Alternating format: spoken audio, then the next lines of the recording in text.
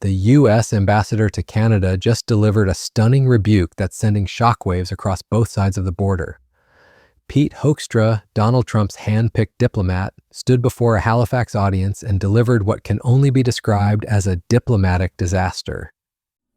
Europe is in serious trouble. They've been invaded by a force of illegal aliens like nobody's ever seen before. Illegal aliens are pouring into Europe. Nobody's doing anything to change it, to get them out. It's not sustainable. And because they choose to be politically correct, they're doing just absolutely nothing about it. And I have to say, I look at London, where you have a terrible mayor, terrible mayor, and it's been so changed. Now they want to go to Sharia law, but you're in a different country. You can't do that. Both the immigration and their suicidal energy ideas will be the death of Western Europe if something is not done immediately. This cannot be sustained. Speaking to Canadian business leaders, he essentially scolded an entire nation for not being grateful enough for America's treatment, expressing disappointment that he couldn't find Canadians who were passionate about the American-Canadian relationship. But what happened next reveals just how spectacularly Trump's approach to Canada has backfired. The ambassador's tone-deaf comments might be the clearest sign yet that the Trump administration has completely lost the plot on managing America's most important trading relationship. To understand why Hoekstra's words landed like a diplomatic bombshell, we need to examine the systematic campaign by the Trump administration that has fundamentally damaged one of America's most valuable partnerships. And the numbers prove just how devastating this approach has been. When Trump launched his second presidency, Canada wasn't just America's neighbor, it was its second largest trading partner and one of its most reliable allies. The two countries had shared free trade for decades under agreements that Trump himself had helped negotiate in his first term. But something changed dramatically in Trump's approach this time around. The threats, the tariffs, and the constant rhetoric about making Canada the 51st state weren't just political theater. They represented a calculated assault on Canadian sovereignty that would have consequences Trump clearly didn't anticipate.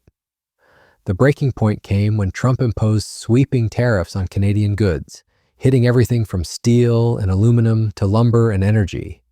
But it wasn't just the economic impact that stung. Trump delivered these measures while repeatedly threatening to annex Canada, calling it the 51st state, and dismissing Canadian concerns with mockery and disdain. For a country that prides itself on its independence and sovereignty, this wasn't just a trade dispute, it was an existential insult to their national identity. That's where Mark Carney enters the picture. The former central banker who took over as prime minister after Justin Trudeau's resignation wasn't supposed to win the spring election. His Liberal Party had been trailing in the polls for months, facing what looked like certain defeat to the Conservatives. But then Trump's annexation talk and punishing tariffs transformed the political landscape entirely. Canadian anger at American aggression became the defining issue of the campaign. Carney's campaign slogan was simple but powerful: elbows up. It was a hockey metaphor that every Canadian understood. When someone comes at you aggressively, you protect yourself. You keep your elbows up to defend against the hit.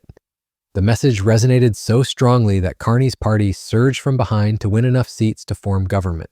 In essence, Trump's aggressive approach had inadvertently helped elect the very leader who would prove most resistant to American pressure. Yet Trump and his team seemed completely oblivious to this dynamic.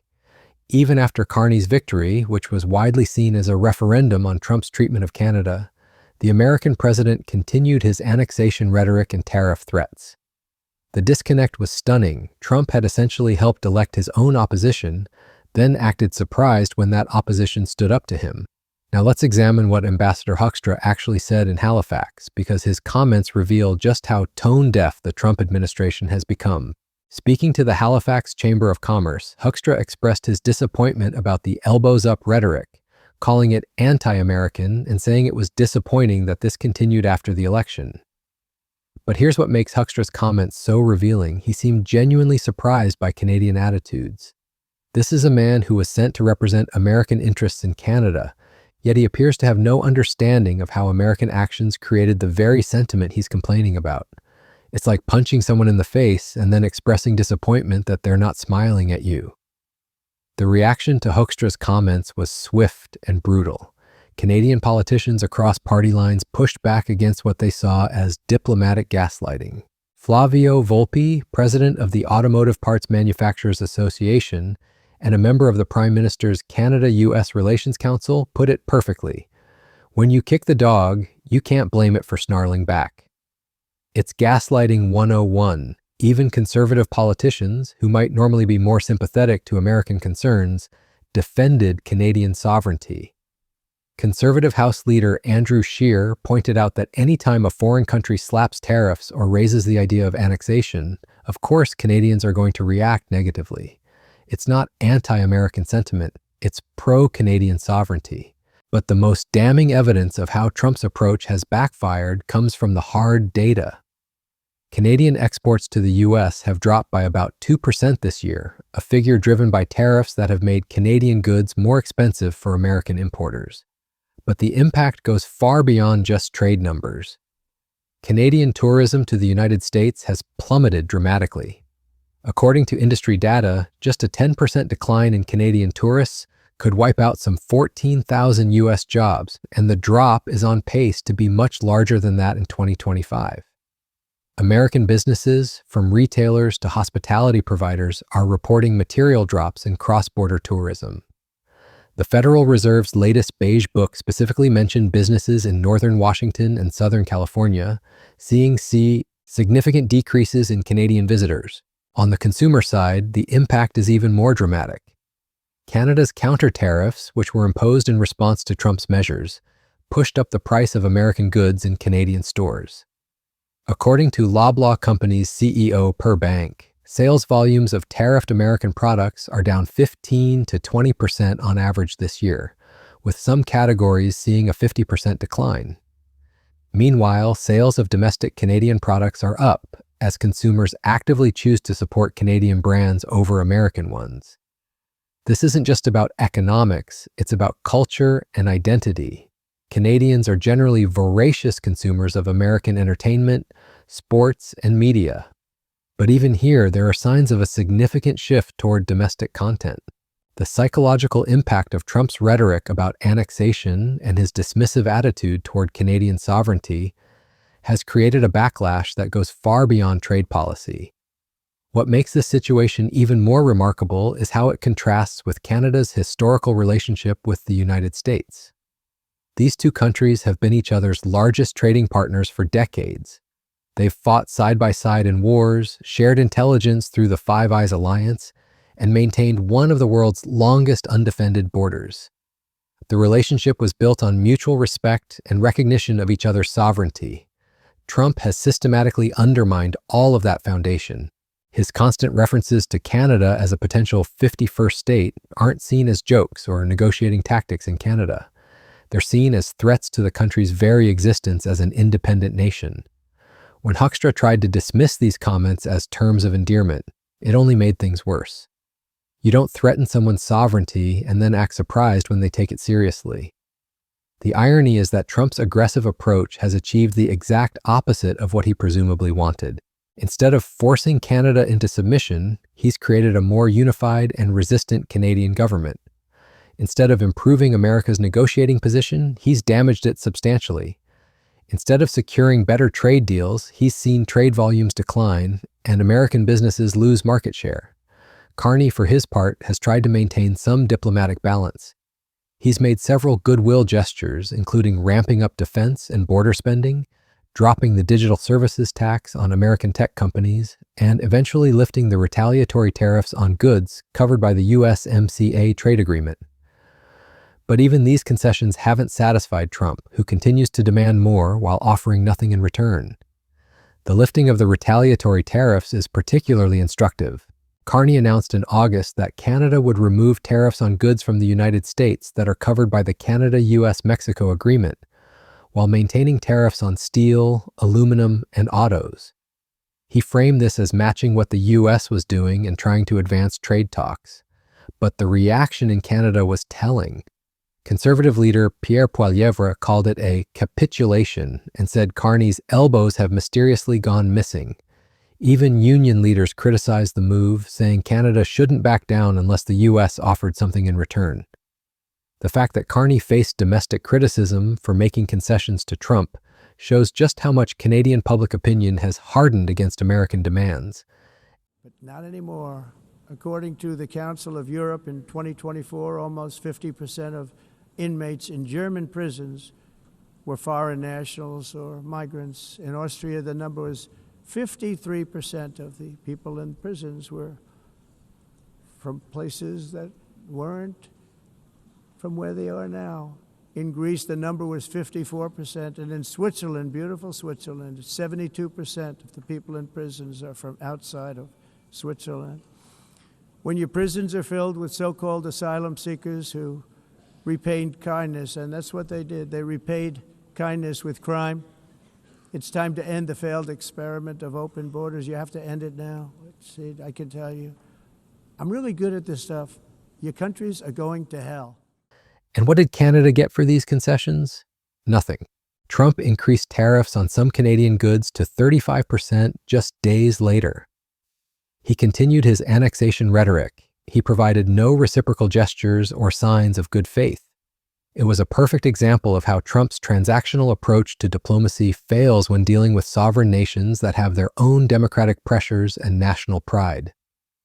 This brings us back to Ambassador Hoekstra's tone-deaf comments in Halifax.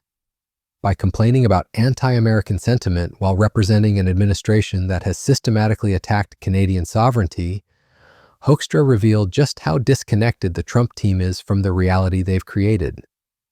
He's essentially asking Canadians to be grateful for being bullied. The broader implications of this diplomatic disaster extend far beyond Canada-US relations. Other American allies are watching how Trump treats one of America's closest partners. If this is how the United States handles Canada, a country that shares a language, culture, and democratic values, what does that say about how it will treat other allies? The economic costs are mounting on both sides of the border. American companies are paying billions in additional costs due to tariffs. General Motors CEO Mary Barra said tariffs will cost her company between $4 billion and $5 billion this year. Small businesses are being crushed by the additional costs. Meanwhile, Canadian businesses are finding new suppliers and new markets, potentially permanently reducing their dependence on American trade. But perhaps the most significant cost is to America's soft power and diplomatic credibility. For decades, the United States has positioned itself as a leader of the free world, a defender of sovereignty and democratic values. Trump's treatment of Canada undermines all of that. How can America credibly defend Taiwan's sovereignty from China while simultaneously threatening to annex its own democratic neighbor? The situation has become so absurd that it's generating international ridicule.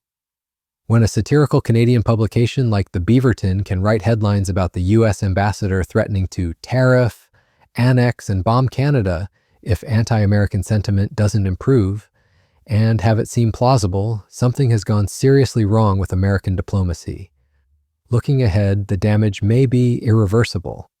Even if future American administrations take a more respectful approach to Canada, the memory of Trump's threats and bullying will linger. Canadian politicians across the political spectrum have learned that standing up to American pressure is not only possible, but politically popular. The elbows-up mentality that Hoekstra criticized isn't going away. It's becoming a permanent feature of Canadian politics. The data shows that Canadians are already building a future that's less dependent on the United States. They're finding new suppliers, new markets, and new cultural connections. They're investing in domestic alternatives to American products and services. What Trump intended as temporary pressure to force concessions has become permanent economic and cultural decoupling. This is what happens when bullying masquerades as diplomacy. Trump and his team seem to believe that because America is larger and more powerful than Canada, they can simply dictate terms and expect compliance. But they fundamentally misunderstand how democracy works. Canadian leaders answer to Canadian voters, not to American presidents. And Canadian voters have made it clear that they prefer leaders who stand up to American pressure rather than cave to it. The Halifax Chamber of Commerce event where Hoekstra made his comments is symbolic of this broader failure. He was speaking to Canadian business leaders, people who should theoretically be most sympathetic to maintaining good U.S.-Canada economic relations. Yet even this friendly audience was reportedly unreceptive to his message. When you've lost the Canadian business community, you've lost the constituency most likely to pressure their government for accommodation with American demands. As we look at the wreckage of this relationship, one thing becomes clear. Trump's approach to Canada has been a catastrophic failure by any measure. He's weakened America's negotiating position, damaged its reputation, lost market share for American businesses, and created a more unified and resistant Canadian government. Ambassador Hoekstra's complaints about anti-American sentiment are really complaints about the natural consequences of American actions. The tragedy is that none of this was necessary. Canada and the United States had a relationship that worked for both countries. They were each other's largest trading partners, closest allies, and most reliable partners on everything from defense to intelligence sharing. Trump has systematically destroyed that relationship in pursuit of short-term political gains that never materialized. The lesson here extends beyond Canada-US relations. It's about the fundamental difference between leadership and bullying, between negotiation and coercion, between diplomacy and intimidation.